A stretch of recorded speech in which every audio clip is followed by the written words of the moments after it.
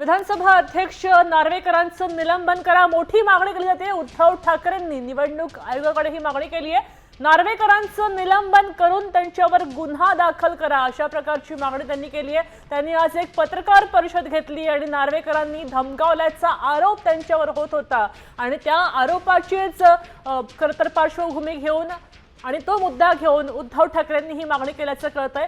राहुल नार्वेकरांचं निलंबन करा, ते सभागृहाच्या बाहेर केवळ एक आमदार आहेत आणि केवळ एक माणूस आहेत, तेव्हा त्यांनी इलेक्शन कमिशन आहे, त्याचे नियम आहे, कानून कायदा आहे। तुम्ही मला आम्हाला चिठ्ठी कशाला दिली, 2,500 रुपये पावती का फाडली, आता सगळ्यांचे अर्ज का घेतले तुम्ही, हा माझा सवाल आहे। कोर्टाचा विषय नाही आहे, इथे त्याला जाऊ देणार नाही घरी, इथून जाऊ देणार नाही घरी त्यांना।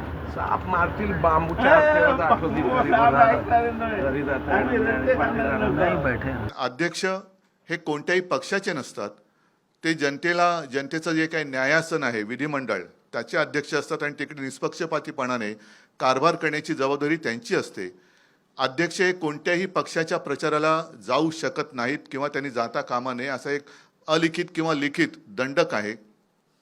त्याला छेद देणारं उद्दाम वर्तन त्यांनी परवा केलेलं आहे आणि म्हणून त्यांना तत्काळ निलंबित केलं पाहिजे, त्यांच्यावरती गुन्हा दाखल झाला पाहिजे। कारण असेच जर का सगळे वागायला लागले, अगदी मंत्र्यांना सुद्धा त्यांचा लवाजमा घेऊन निवडणूक प्रचारात फिरता येत नाही।